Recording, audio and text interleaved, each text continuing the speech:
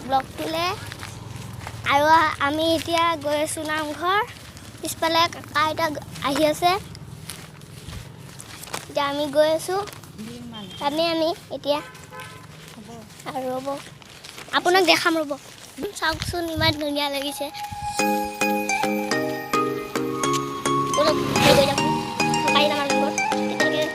আপুনি আমাৰ লগত থাকিব আৰু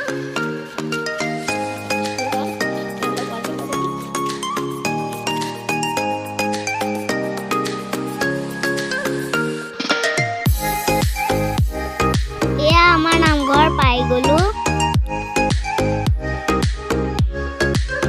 মহাপুৰুষ শ্ৰীমন্ত শংকৰদেৱৰ তিথি উপলক্ষে আমাৰ নামঘৰত নাম লৈছে